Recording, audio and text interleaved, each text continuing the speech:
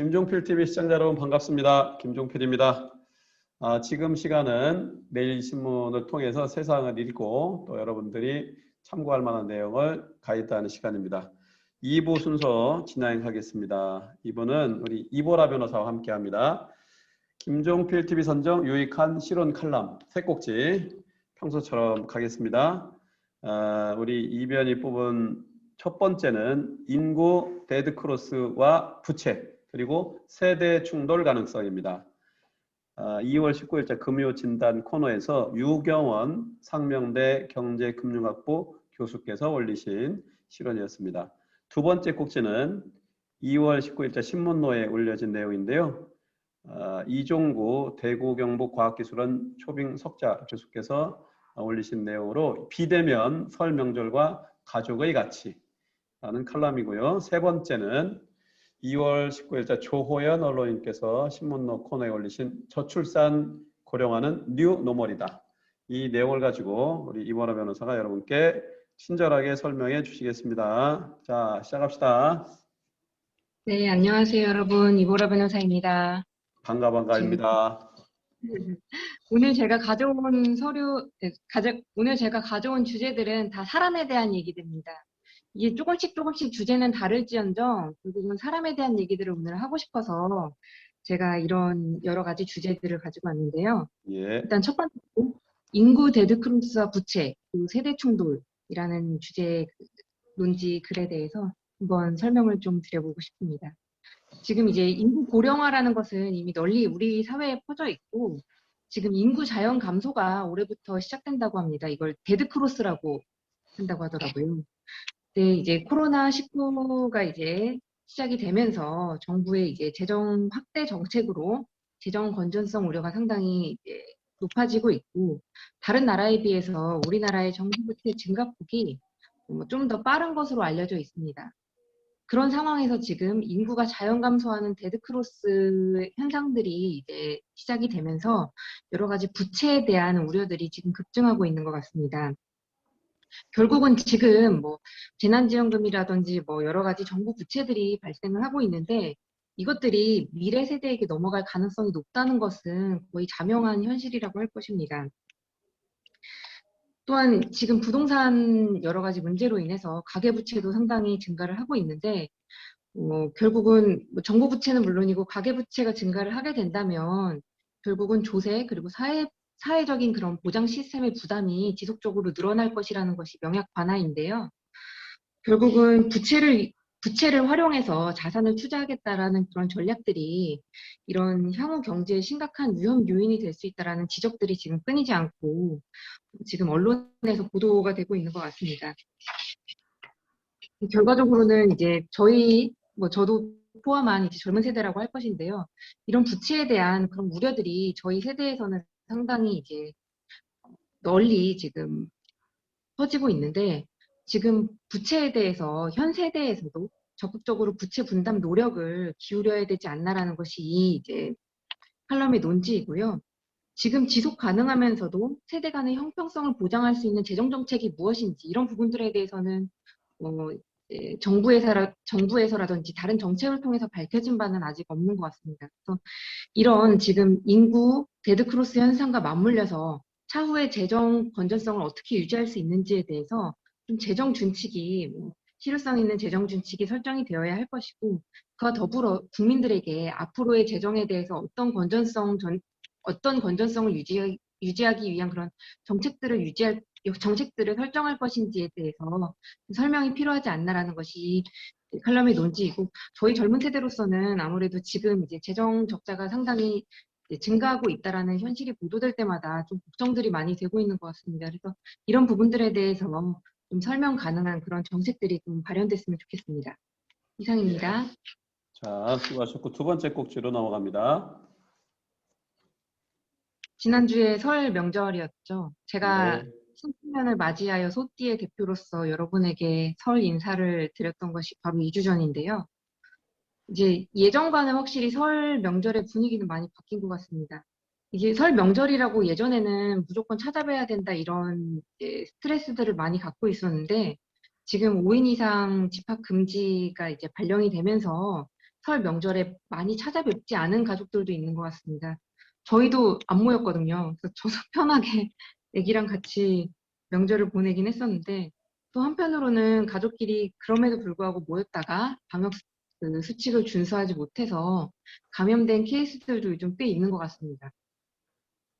근데 명절 스트레스 논쟁은 결국 한국 사회의 구조적 변화를 반영할 수밖에 없습니다.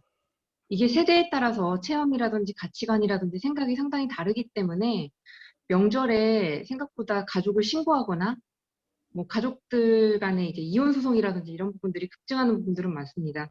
그래서 제 친구들 이제 이혼 소송들을 많이 하는 케이스들을 보면 설이라든지 추석 명절 바로 직후가 대목이라고 저희는 그렇게 얘기를 한다고 하더라고요. 그래서 그동안 스트레스가 많이 쌓여 있었는데 이게 명절로 인해서 좀 아무래도 폭발이 되는 그런 현상들이 있기 때문에 보통은 설 지나고 나서 이혼 소송이 급증하는 현실들은 있기는 합니다. 다만 이제 이번 코로나로 인해서 여러 가지 이제 전통적인 그런 가치관이 어느 정도 붕괴되기도 했고, 명절에 뭐 상경을 하거나 아니면 만나는 케이스들이 많이 줄면서, 그만큼 갈등도 많이 이제 묻어지기도 하고, 봉합이 되기도 하고 그런 현실들이 있었던 것 같습니다.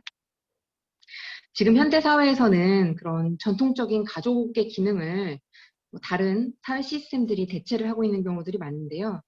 예를 들자면 뭐 요양원, 유치원 이런 시스템을 통해서 전통적으로 가족에서 이제 보육이라든지 양육, 그다음에 이런 기능들을 다른 시스템에서 대체하는 경우들이 많습니다. 그렇다고 해서 가족이 붕괴되는 것은 아닌 것이 가족의 기능이라는 것은 결과적으로는 정서적 안정감이라는 것이 있는데 이것이 아무리 사회가 발전한들 보육원이라든지 뭐 양로원, 요양원에서 대체할 수는 없는 것이거든요. 그래서 실제로 서양에서도 가족 연대가 강한 남부 유럽 쪽이 사회복지가 발달한 북부 유럽보다 자살률이 낮다고 합니다.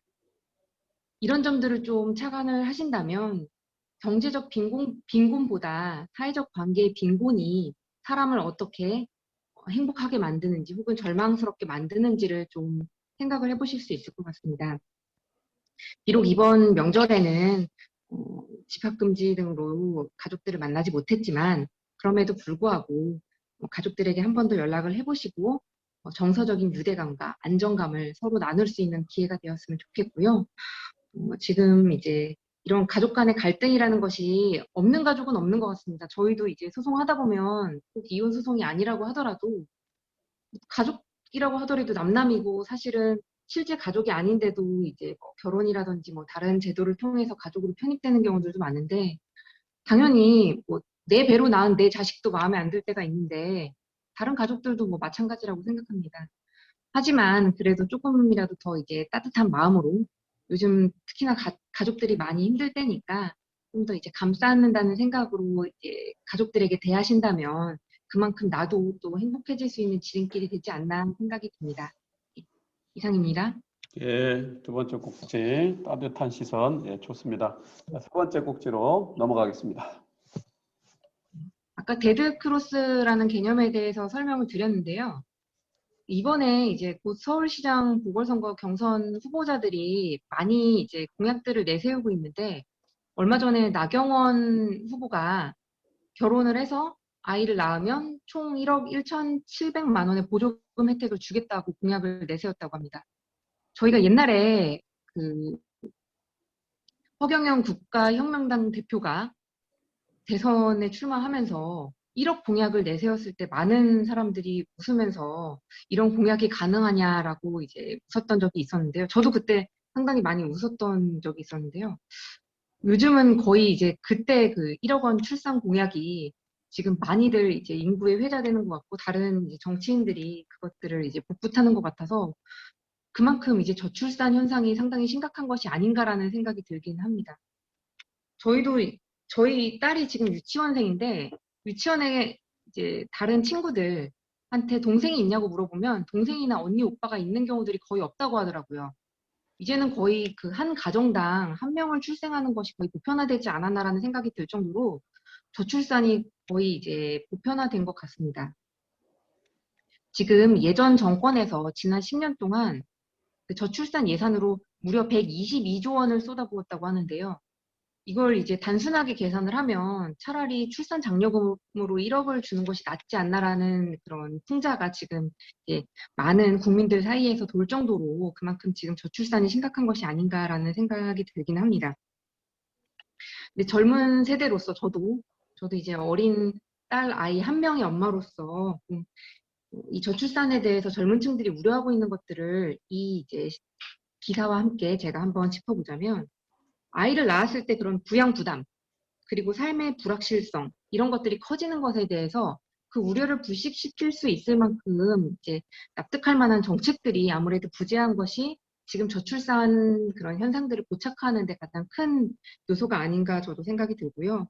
가뜩이나 현재 이제 코로나 때문에 더 심각하게 되긴 했지만, 많은 젊은 청년들이 헬조선, M4 세대 이런 식으로 지금 대변되고 있는 황폐화된 현실에서, 게다가 지금 실업률도 상당히 높다고 이제 보도가 나왔는데요.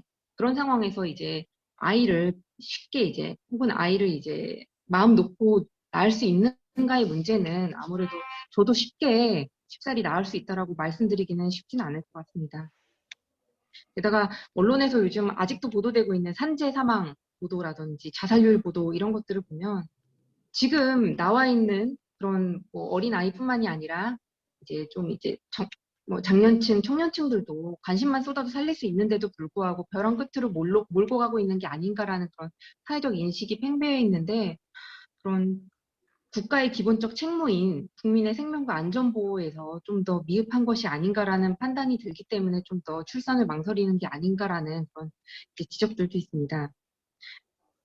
이런 이제 우리나라뿐만이 아니라 전 세계적으로 물론 저출산이 뉴 노멀이라고 지금 지적이 되고는 있지만, 그래도 이런 가치 충돌이 있는 상황에서는 좀 더 출산율을 제고시킬 수 있는 그런 사회적 분위기를 조성하는 것이 좀 더 중요하지 않나라는 것이 이 이제 논지이고, 저도 좀 뉴스에서, 물론 뉴스라는 것이 좋은 소식만을 볼 수는 없지만 좀 더 젊은 사람들에게 희망과 그다음에 기대감을 심어줄 수 있는 그런 정책에 대한 그런 발표들이 좀 더 많아졌으면 하는 것이, 그런 이제 뉴스 보도들이 좀 더 젊은 사람들에게 그래도 내가 아이를 낳아서 아이를 이런 분위기 속에서 키울 수 있겠다라는 그런 희망을 주는 것이 좀 더 중요하지 않나라는 것이 저의 개인적인 생각입니다. 이상입니다. 네, 세 번째 꼭지까지 수고하셨습니다. 이보라 변호사. 자, 여러분 이렇게 김종필 TV의 세상 읽어주는 신문 남녀 마치도록 하겠습니다. 1부, 2부 여러분들에게 유익한 정보였으면 좋겠습니다. 자, 우리 안동욱 대표, 또 이보라 변호사 두 분 수고하셨습니다. 네, 수고하셨습니다.